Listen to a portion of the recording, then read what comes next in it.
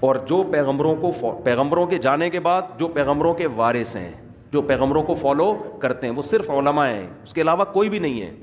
وہ عالم جو باعمل ہو, وہ عالم جس کے پاس صحیح علم ہو, اس کے علاوہ اندر کے انسان کو ٹھیک کرنا کسی کے بس میں نہیں ہے. اور ایسے عالم جو باعمل بھی ہوں اور علم بھی ہو اور تجربہ بھی ہو, ان کو بزرگ کہا جاتا ہے ہماری اصطلاح میں.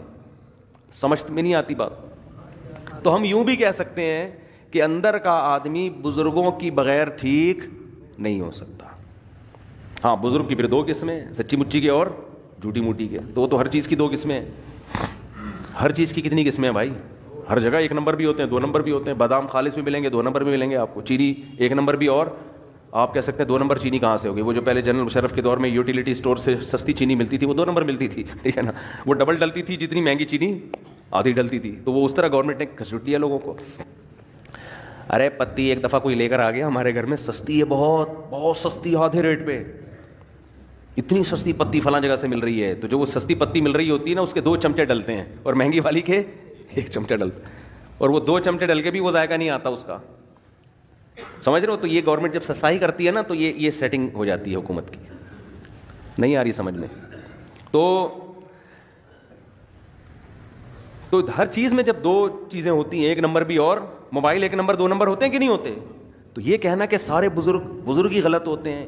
اب بعض لوگ کہتے ہیں ان لوگ کے بزرگ غلط ہیں, تو اپنے والے لے آؤ, تمہارے بزرگ مارکیٹ میں ہے ہی نہیں, ٹھیک ہے نا. بھائی آپ لے آؤ نا کوئی بزرگ, تو بزرگوں کے بغیر تو اندر کا آدمی ٹھیک ہوگا نہیں, یہ تو ممکن نہیں ہے. بزرگ کا مطلب یہی ہوتا ہے جس کا علم, تجربہ, تقوی, یہ تینوں چیزیں زیادہ ہوں, اور پیغمبر صلی اللہ علیہ وسلم کو فالو کر رہے ہو. کیونکہ پیغمبر کی اطاعت کے بغیر آپ اندر کے آدمی کو ٹھیک نہیں کر سکتے. خود نہیں ٹھیک ہو سکتا, دوسروں کو کیسے ٹھیک کرے گا؟ یہ اسلام کا دعویٰ ہے, یہ ہوائی باتیں نہیں ہیں.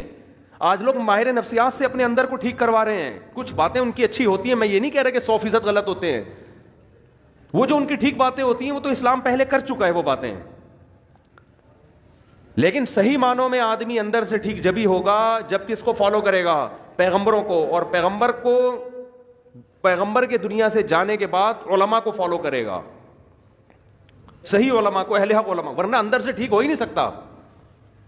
میں آپ کو ایک واقعہ بیان کرتا ہوں جس سے آپ کو سمجھ میں آئے گا کہ آج کل ماہر نفسیات, سب نہیں بھائی, سب نہیں ایسے ہوتے. بہت سے ماہر نفسیات نے مذہب بھی پڑھا ہوا ہوتا ہے, اور بہت سے تھوڑی سی کھوپڑی بھی استعمال کر لیتے ہیں. لیکن ہو کیا رہا ہے؟ ایک کیس آیا, ایک خاتون گئی ماہر نفسیات کے پاس. انہوں نے بتایا کہ آپ اپنی دل کی بات بتائیں. انہوں نے کہا کہ میرے میاں ایسے, میرے میاں ویسے, میرے میاں یوں, میرے میاں وہ, جو خواتین کے اپنے میاں کی خرابیاں بیان کی. ماہر نفسیات نے کہا کہ آپ گھنٹہ بات سنی تسلی کے ساتھ. بعض لوگ تو سنتے ہی نہیں ہیں بات کو نا, آپ سنو تو صحیح اگلا کیا رہا ہے. انہوں نے کہا میاں سے علیحدگی لے لو, آپ ٹھیک ہو جاؤ گی. آپ کا فالٹ کیا ہے؟ آپ کا فالٹ کیا ہے؟ میاں. تو میاں سے کیا لے لو؟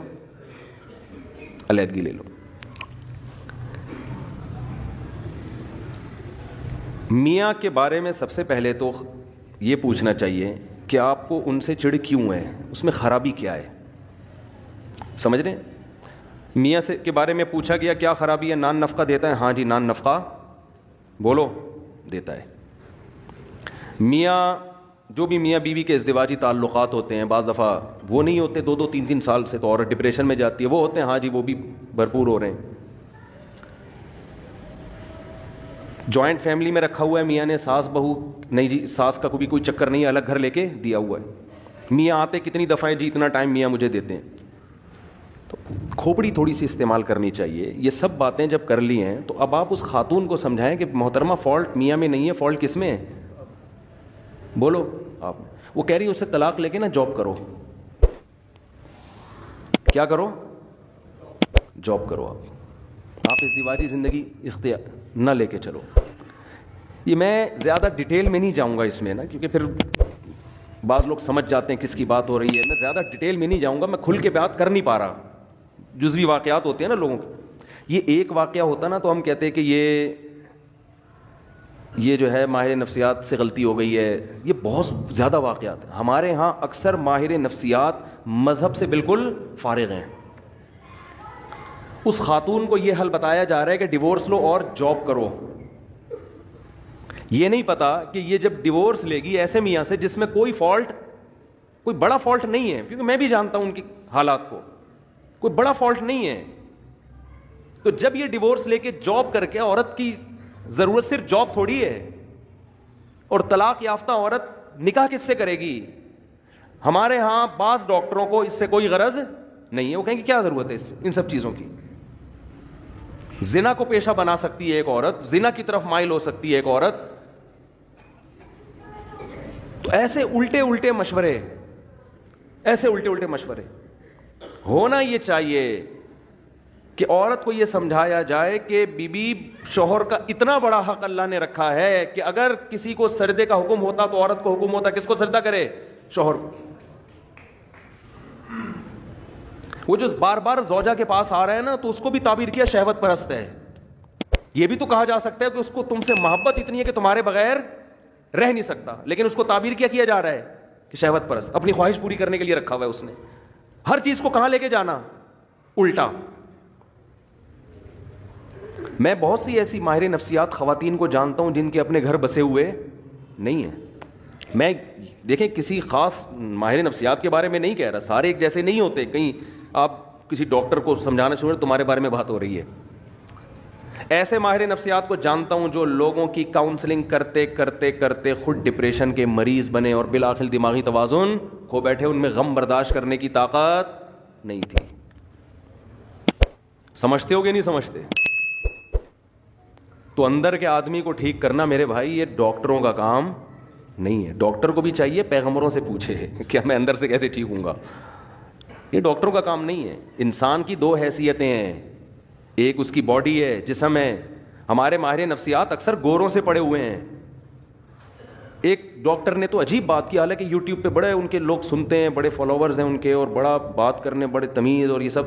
میں ان کی اسپیچ سن رہا تھا, انہوں نے کہا کہ یہ جو نکاح ہے نا, نکاح اس کی تاریخ ہے 5000 سال قبل مسیح, یعنی حضرت عیسیٰ علیہ السلام سے 5000 سال پہلے یہ شادی بیاہ کا رواج شروع ہوا ہے. میں نے کہا اب آپ دیکھو, ایسی illogical بات ہے, ایسی illogical بات, اور ایسی illogical بات کرنے والا آدمی لوگوں کی کاؤنسلنگ کر رہا ہے, اندر کے آدمی کو ٹھیک کرنے کی کوشش کر رہا ہے.